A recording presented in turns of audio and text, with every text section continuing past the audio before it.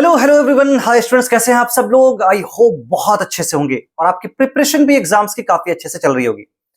तो बच्चा, आज का वीडियो काफी इंफॉर्मेटिव, काफी इंटरेस्टिंग होने वाला है। बेसिकली ये वीडियो उन सबके लिए है, किसी बोर्ड स्टूडेंट्स के लिए नहीं है, सबके लिए है जो एग्जाम्स की तैयारी कर रहे हैं या फिर आप वो पढ़ाई कर रहे हैं बट वो न्यूमेरिकल्स को सॉल्व नहीं कर पा रहे।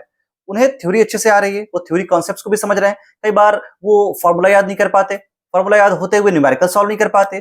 तो आज के इस वीडियो में कुछ ट्रिक्स ट्रिक्स नहीं कह के मैं इसे स्ट्रैटेजी कहूंगा, मैं कुछ स्ट्रैटेजी बताऊंगा, फिर आपको एग्जांपल्स के साथ समझाऊंगा कि कैसे हमें किसी भी न्यूमेरिकल्स को टैकल करना है। काफी इजीली आप न्यूमेरिकल सॉल्व कर पाएंगे।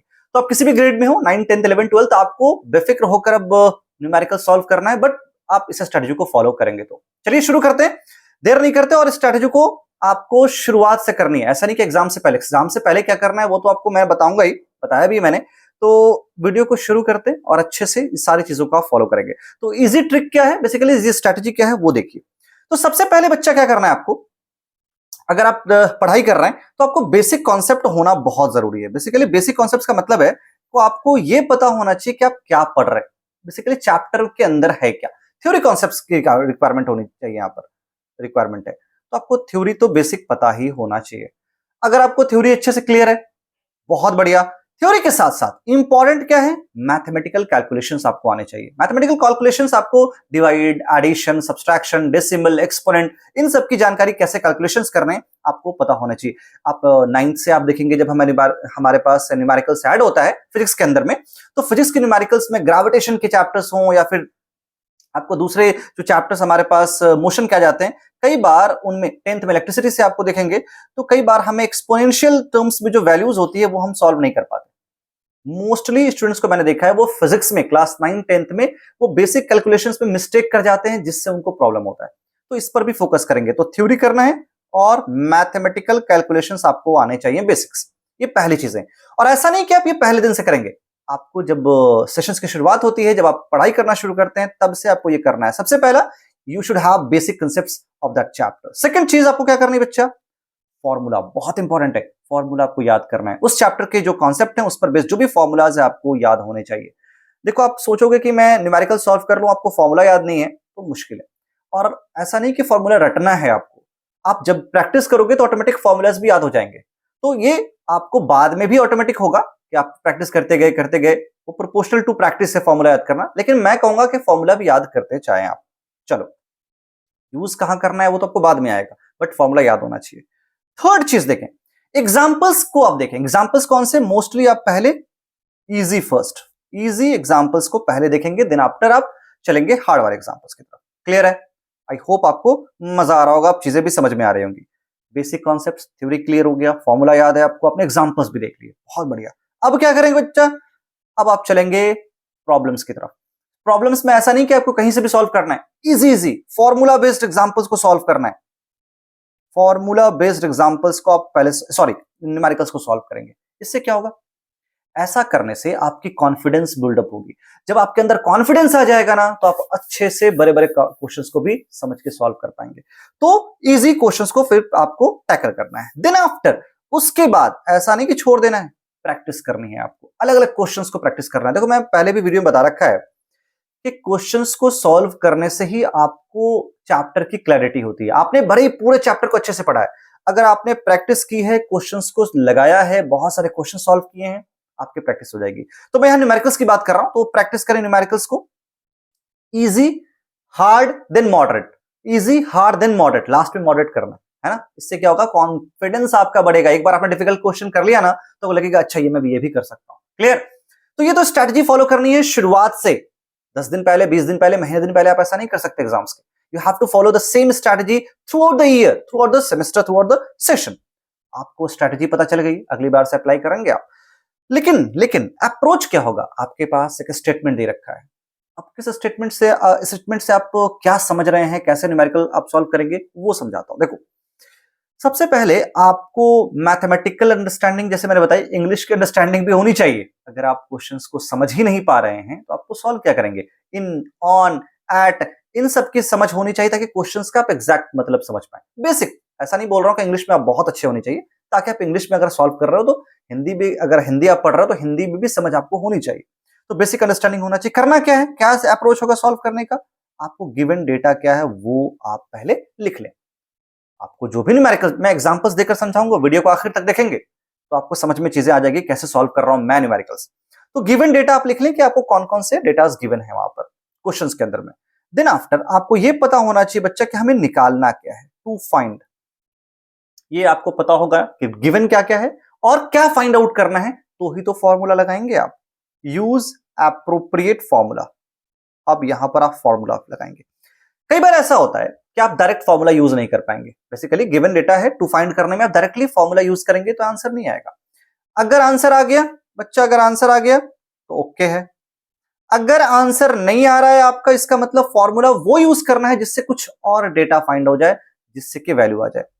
Okay, use formula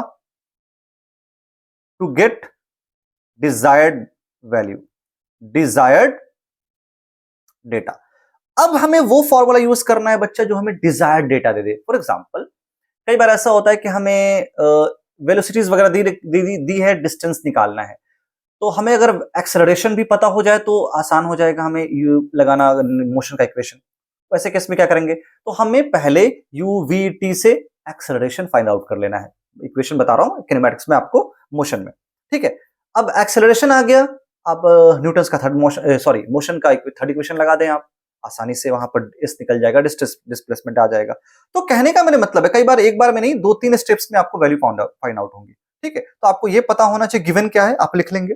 then after what you have to find out, you need to write it down, then use the formula which is basically required, जो यूज है। अब इसको एग्जांपल से समझते हैं कि मैं कैसे इस क्वेश्चन को सॉल्व कर रहा हूं। इजी सा क्वेश्चन है, ऐसा नहीं कि बहुत हार्ड क्वेश्चन मैंने लिया है, इजी सा समझाने के लिए आपको लिया है। अब इसे सॉल्व कैसे करना है वो भी देख लेते हैं। चलो आ जाओ, देखो सॉल्यूशन। अब मैं इस सॉल्यूशन में क्या कर रहा हूं, देखो एक सेकंड बच्चा, चलिए। Sedan car of mass 200 KG, अब वैल्यू पे याद रखेंगे, यहां पर 200 केजी मास दे रखा है, is moving with a certain velocity. अब वो किसी वेलोसिटी से आगे जा रही है वो गाड़ी, हमें नहीं पता कौन सी वेलोसिटी से आगे जा रही है। It is about to rest, बाद में वो रुक भी जाती है गाड़ी। कब, जब आपने ब्रेक अप्लाई किया है। Within distance of 20 metre, कब रुकती है, 20 मीटर। बेसिकली ब्रेक जो हम ना एक 20 मीटर के रेंज में वो रुक जाती है। बेसिकली डिस्टेंस उसने 20 मीटर कवर किया रुकने से पहले। When the average resistance being offered to it is 500 Newton. अच्छा, रेजिस्टेंस दिया है मतलब कोई फ्रिक्शन फोर्स लग रहा होगा रोकने के लिए, न्यूटन में है तो फोर्स ही है ना, न्यूटन है तो फोर्स ही है, रेजिस्टिंग है मतलब माइनस फोर्स है। What was the velocity of the motor car? क्या वेलोसिटी थी मोटर कार की। देखिए बाद में वो रेस्ट में आ जाता है, कॉन्सेप्ट यहीं पर आ जाएगा आपको। बाद में अगर वो रेस्ट पर आता है तो फाइनल वेलोसिटी क्या हो गई इसकी, जीरो। मोशन का सवाल है। ओके चलिए, तो क्या क्या गिवन है, आपको गिवन डेटा लिखना पड़ेगा बच्चा। गिवन क्या क्या यहां पर आपको मास दे रखा है, आपको मास दे रखा है बच्चा 200 केजी। और क्या दे रखा है, आपको दे रखी है बच्चा इनिशियल वेलोसिटी नहीं पता, फाइनल वेलोसिटी, यानी कि फाइनल वेलोसिटी आपको दे रखा है वो कितना है, जीरो, जीरो दे रखा है। और क्या दे रखा है बच्चा, एस दे रखा है कि डिस्टेंस उसने कितना कवर किया, 20 मीटर। ओके, आपको रेजिस्टिव फोर्स दे रखा है दैट इज माइनस में 500 न्यूटन, है ना। अब मुझे बताओ, आपको अगर इनिशियल फाइंड आउट क्या करना है, you have to find out initial velocity, उसकी पहले वेलोसिटी क्या थी, ये फाइंड आउट करना है। आपके डायरेक्टली यू का फॉर्मूला लगा पाएंगे, नहीं लगा पाएंगे यहां पर। तो what you do, you have to find out, पहले देखो मैं क्या कर रहा हूं, सबसे पहले आप लगा दो, फोर्स दे रखा है, मास दे रखा है, हमें पता होना चाहिए कि हमें यू निकालने के लिए वी और एस का एक इक्वेशन होता है, मोशन का इक्वेशन। उसके लिए क्या करेंगे, F is equal to m a का इक्वेशन लगाएंगे, जहां पर हमें एक्सेलरेशन आ जाएगा। फोर्स कितना है बच्चा, फोर्स कितना है 500 न्यूटन। अच्छा, एक्स मास कितना है 200, कितना आ गया बच्चा 2.5, माइनस में आ रहा है 2.5 मीटर पर सेकंड स्क्वायर। क्लियर है। देन सेकंड बार में हमें यहां पर इक्वेशन ऑफ मोशन यूज करना है, इक्वेशन ऑफ मोशन यूज करना है। मोशन का कौन सा इक्वेशन यूज कर लेंगे, अब आपके पास एक्सेलरेशन तो है, यू निकालना है, वी और एस का रिलेशन लगा देंगे, v s square is equal to u s square, okay, minus 2s। Okay, ऐसा करते हैं इसको। अब मैंने माइनस क्यों लगाया है, अब यहां पर मैं आपको समझाऊंगा। देखो मैं बता देता हूं, यहां पर देख लो, मैं डायरेक्टली यूज करता हूं ताकि क्लियर ना हो, आप क्लियर हो जाए। चलिए, v square minus u square is equal to 2s। ये फॉर्मूला तो आपको पता ही है। अब इस फॉर्मूले को आप याद रख लीजिए। न्यू इक्वेशन ऑफ मोशन है, थर्ड इक्वेशन ऑफ मोशन। अब यहां पर आपको v कितना है, v तो जीरो है, v तो जीरो है, तो ये क्या आ जाएगा माइनस यू स्क्वायर। अब यहां पर 2 एक्सेलरेशन तो माइनस 2.5 है, इंटू एस दे रखा है, एस दे रखा है क्या है 20 मीटर, आप 20 मीटर रख लो। अच्छा माइनस माइनस तो वैसे ही कट जाने वाला है यहाँ पर, ये क्या आ गया आंसर। अब इसे आप सॉल्व करोगे, it comes out to be u square is equal to 100। देख लो 5 into 20 that is 100 and u comes out to be 10 metre per second. देखो मैंने क्या किया, मुझे निकालना था यू, मैंने नहीं निकाल सकता हूं डायरेक्ट यहां पर, तो मैंने क्या किया है, मेरा अप्रोच कहता है कि मैं ऐसी चीजें फाइंड आउट कर लूं जिससे डायरेक्टली फॉर्मूला दूसरा आ जाए। तो यहां पर आपने देखा कि मैंने गिवन डेटा जब लिखा तो मेरे लिए इजी हो गया ये पता करना कि कौन सा फॉर्मूला यूज होगा। सेकंड चीज, मुझे फॉर्मूला याद होना जरूरी है, ये दोनों फॉर्मूला मुझे याद होना जरूरी था। अगर मुझे फॉर्मूला ही याद नहीं होता तो मैं शायद सॉल्व नहीं कर पाता। This is what you have follow.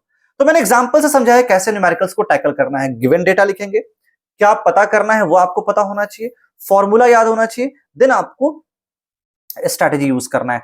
But ये एक दिन में नहीं होने वाला, मैं फिर से कह रहा हूं, मैं कितना भी ट्रिक यहां पर बता दूंगा एक दिन में नहीं होगा। ये आपको अप्लाई करना है अपनी स्टडी में and you have to practise as much as you can.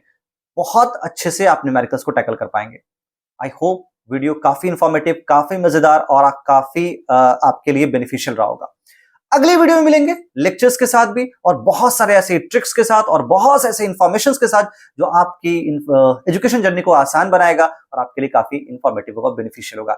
मिलते हैं अगली वीडियो में। Till then enjoy your time, best of luck guys for your upcoming exams also. Thank you, bye.